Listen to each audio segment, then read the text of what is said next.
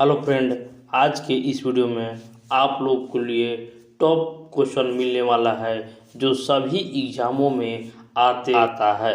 तो ये वीडियो अगर आप लोग कोई भी एग्ज़ाम देने वाले हैं तो ये प्रश्न आप लोग के लिए इम्पोर्टेंट है। तो चलिए शुरू करते हैं हम अपना वीडियो। तो देखिए, पहला क्वेश्चन आप लोग के बीच है कि सारनाथ का लोयन कैपिटल किस शासक से संबंधित है।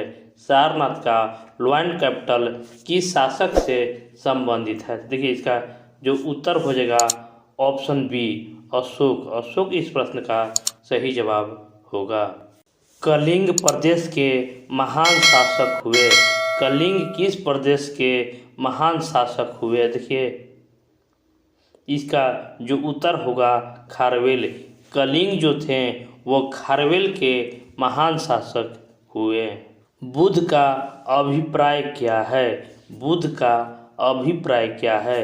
तो बुद्ध का अभिप्राय जो है वो ज्ञान की प्राप्ति है। बुद्ध का अभिप्राय ज्ञान की प्राप्ति से है। और योग दर्शन किससे संबंधित है। योग दर्शन किससे संबंधित है। तो जो योग दर्शन जो है वो पतंजलि से संबंधित है, जो अभी इसके संरक्षक बाबा रामदेव हैं। सिंधु सभ्यता का ज्ञान मिलता है। सिंधु सभ्यता का ज्ञान मिलता है। देखिए, सिंधु सभ्यता का ज्ञान जो है पुरातात्विक उत्खनन से मिलता है। सिंधु सभ्यता का ज्ञान पुरातात्विक खनन से मिलता है। और दशमलव प्रणाली का सर्वप्रथम किसने चलाई।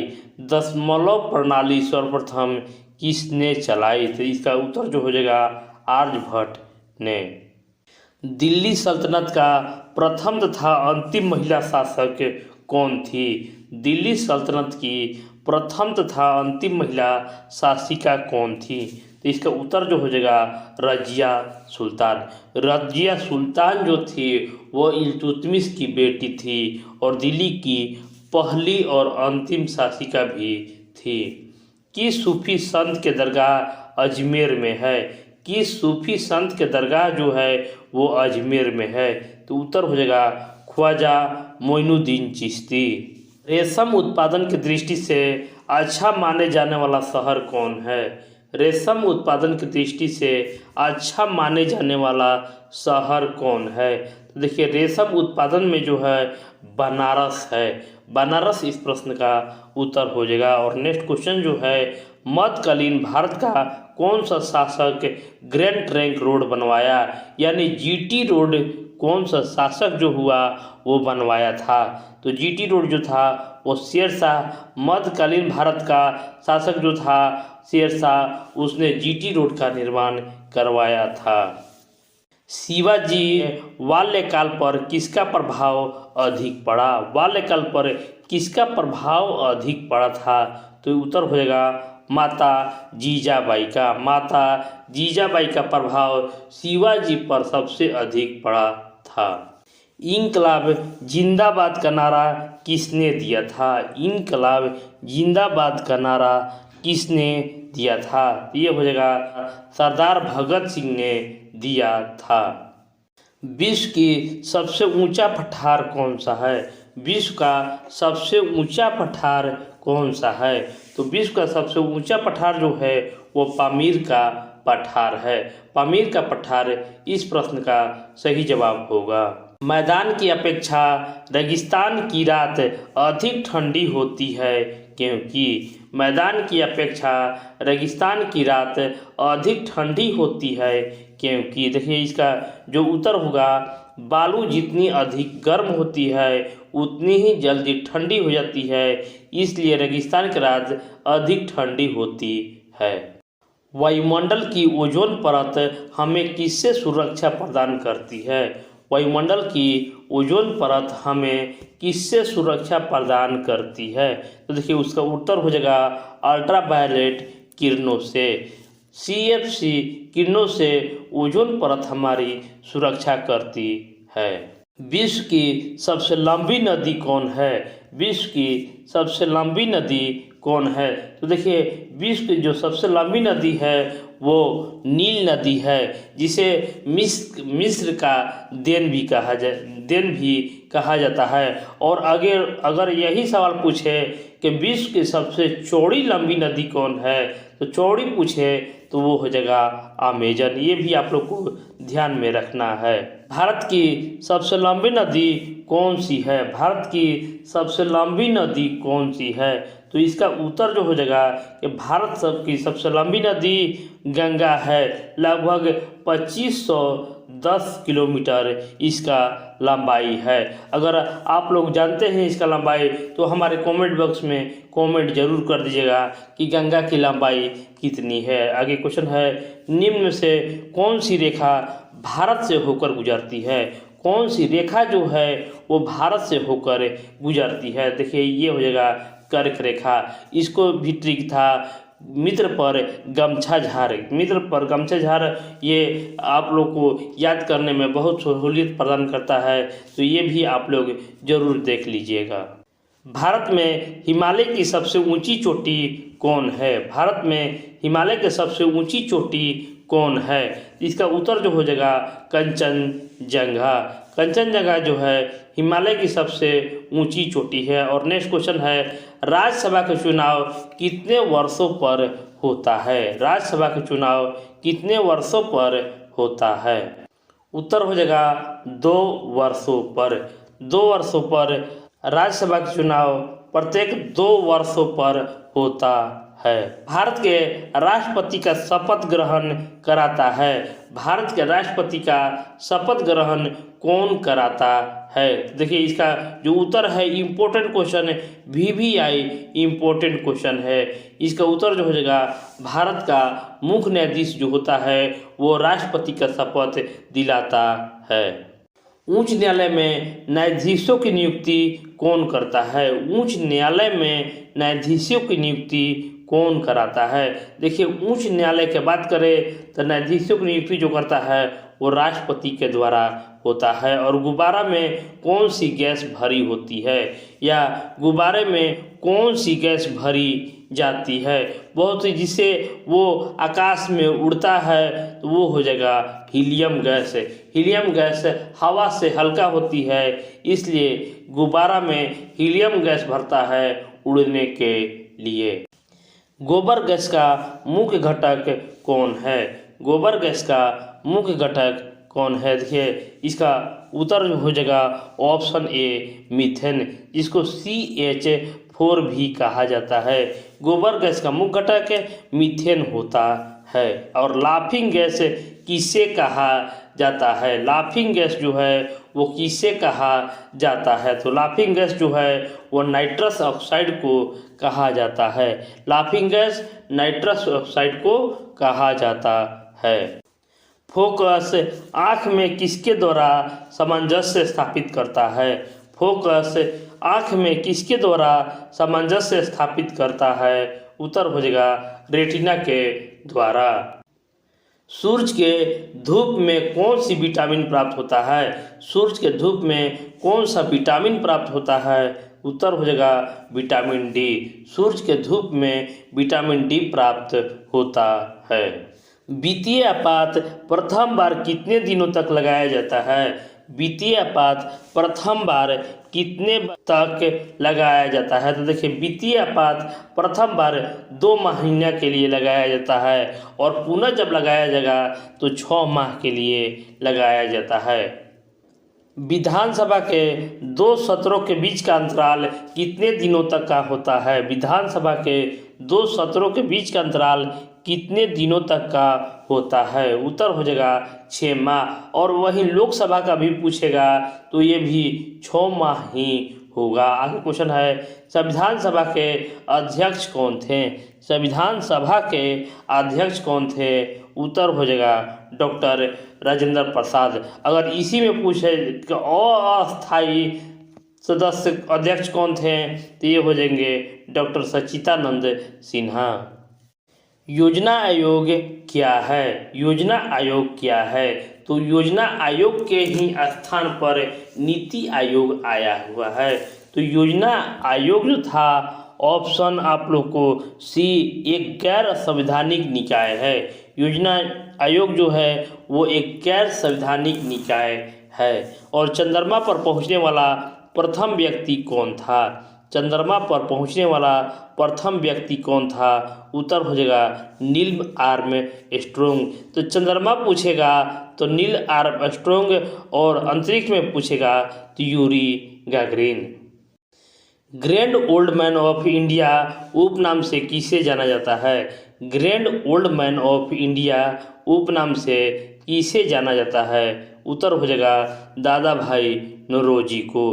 दादा भाई नौरोजी को grand old man of India के नाम से जाना जाता है। डबल फॉल्ट शब्द किस खेल से संबंधित है?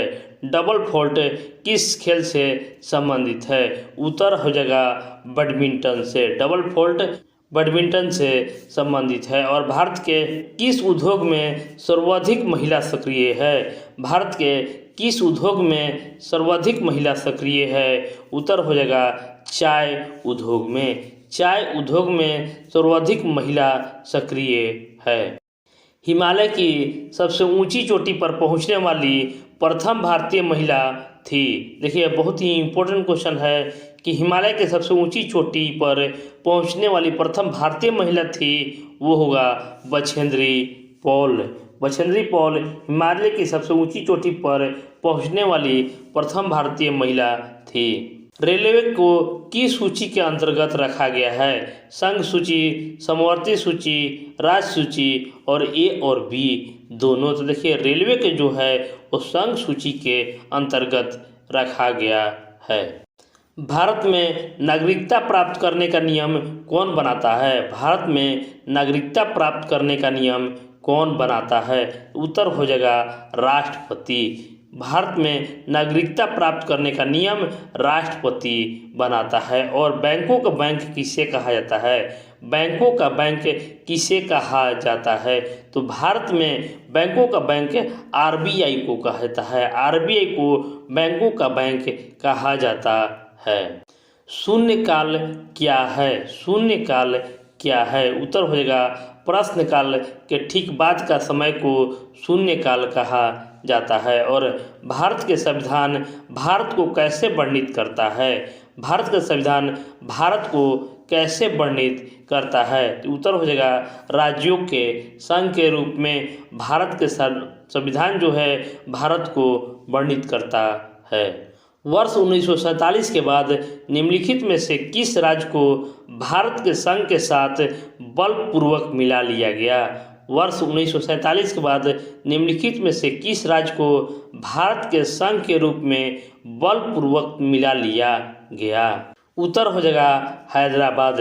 हैदराबाद के निजाम से हैदराबाद को 1947 के बाद बलपूर्वक मिला लिया गया। संयुक्त राष्ट्र में 5 महाशक्तियाँ निषेधाधिकार का उपयोग किसमें करती हैं? देखिए 5 महाशक्तियाँ जो है निषेधाधिकार की उपयोग किसमें करती हैं? उत्तर हो जाएगा सुरक्षा परिषद में। सुरक्षा परिषद इस प्रश्न का सही जवाब होगा। सुप्रसिद्ध संगीतज्ञ दे तानसेन और बायजू बावरा किसके शासनकाल में सुविख्यात हैं? देखिए तानसेन, बैजू बावरा और दे जो हैं वो किसके शासनकाल में सुप्रसिद्ध हुए? तो ये उत्तर हो जाएगा अकबर। ये क्वेश्चन आप लोग याद जरूर रख लीजिएगा क्योंकि इम्पोर्टेंट क्वेश्चन आप लोग को दिया जा रहा है। आगे क्वेश्चन है कि एक्यूपंक्चर क्या है? एक्यूपंक्चर क्या है? उत्तर हो जाएगा सुइयों के माध्यम से उपचार करने की विधि को एक्यूपंक्चर कहा जाता है। ब्लैक होल एपिसोड किस युद्ध के पहले की घटना है? ब्लैक होल एपिसोड किस युद्ध के पहले की घटना है? उत्तर आप लोगों के बीच है प्लासी युद्ध के पहले। ब्लैक होल एपिसोड प्लासी युद्ध के पहले की घटना है। ट्रेवल्स इन ट्रांसोसियाना पुस्तक के लेखक कौन है? ट्रेवल्स इन ट्रांसोसियाना पुस्तक के लेखक कौन है? देखिए उसका उत्तर होगा जसवंत सिंह। जसवंत सिंह इस प्रश्न का उत्तर हो जाएगा। लाल फीताशाही का क्या अर्थ है? लाल फीताशाही का क्या अर्थ है? लाल फीताशाही का अर्थ विलंब होता है। विलंब इस प्रश्न का सही जवाब हो जाएगा। आगे क्वेश्चन है कि अंतारा किस देश की न्यूज एजेंसी है। अंतारा जो है वो किस देश की न्यूज एजेंसी है। उत्तर हो जाएगा अंतारा का इंडोनेशिया। एनरॉन पावर परियोजना कहाँ स्थित है। एनरॉन पावर परियोजना कहाँ स्थित है। उत्तर हो जाएगा दाभोल में। एनरॉन पावर परियोजना जो है वो दाभोल में स्थित है। और हिंदू विधि को सर्वप्रथम किसने संहिताबद्ध किया था। हिंदू विधि को सर्वप्रथम किसने संहिताबद्ध किया था। उत्तर हो जाएगा मनु ने। कुचिपुड़ी किस राज्य का नृत्य है। कुचिपुड़ी यानी काचापुड़ी मैंने बताया था कि काचापुड़ी आंध्र प्रदेश का है। आंध्र प्रदेश से इसका सही जवाब होगा। और ग्रंथ सत्यार्थ प्रकाश किस भाषा में लिखा गया है। सत्यार्थ प्रकाश जो है वो किस भाषा में लिखा गया है। उत्तर हो जाएगा हिंदी में। सत्यार्थ प्रकाश जो है वो हिंदी में लिखा गया है। रूसी क्रांति का प्रमुख सूत्राधिकार कौन था। रूसी क्रांति का प्रमुख सूत्रधार कौन था। देखिए उत्तर हो जाएगा लेनिन। रूसी क्रांति का प्रमुख सूत्रधार जो था वो लेनिन था। आगे क्वेश्चन है राग भैरवी का गायन काल क्या है। राग भैरवी का गायन काल क्या है। तो देखिए उत्तर हो जाएगा राग भैरवी प्रातः काल में गाया जाता है। केंद्र की मंत्रिपरिषद समूह किसके प्रति उत्तरदायी होता है। केंद्र की मंत्रिपरिषद समूह किसके प्रति उत्तरदायी होता है। देखिए मंत्रिपरिषद के बारे में पूछ रहा है। उत्तर हो जाएगा लोकसभा। लोकसभा के प्रति उत्तरदायी होता है। और नेक्स्ट क्वेश्चन है कि भारत का सबसे लंबा प्लेटफॉर्म कौन है। भारत का सबसे लंबा प्लेटफॉर्म कौन है। उत्तर हो जाएगा खड़गपुर। तो देखिए गोरखपुर और खड़गपुर हमेशा बड़ा छोटा होते रहता है। इसको आप लोग एक बार जरूर देख लीजिएगा कि अभी वर्तमान में कौन है। भारत की अर्थव्यवस्था का विकास किस आधार पर व्यक्त किया जाता है। भारत की अर्थव्यवस्था का विकास किस आधार पर व्यक्त किया जाता है। उत्तर हो जाएगा प्रति व्यक्ति आय के आधार पर। भारत में मजदूरों के मजदूरी का निर्धारण का आधार क्या है। भारत में मजदूरों के मजदूरी का निर्धारण का आधार क्या है। उत्तर हो जाएगा पारिश्रमिकों पर। पारिश्रमिक पर मजदूरों का निर्धारण किया जाता है। और इस वीडियो का लास्ट क्वेश्चन है आकाश में रात्रि के समय लाल दिखाई देने वाला ग्रह कौन है। आकाश में रात्रि के समय लाल दिखाई देने वाला ग्रह कौन है। उत्तर हो जाएगा ऑप्शन ए मंगल। मंगल को लाल ग्रह के नाम से भी जाना जाता है। ये भी आप लोग को जरूर याद कर लेना है। तो इस वीडियो को आप लोग ज़्यादा से ज़्यादा लोगों तक शेयर जरूर कर दीजिएगा, लाइक कर दीजिएगा और चैनल को सब्सक्राइब कर दीजिएगा। धन्यवाद।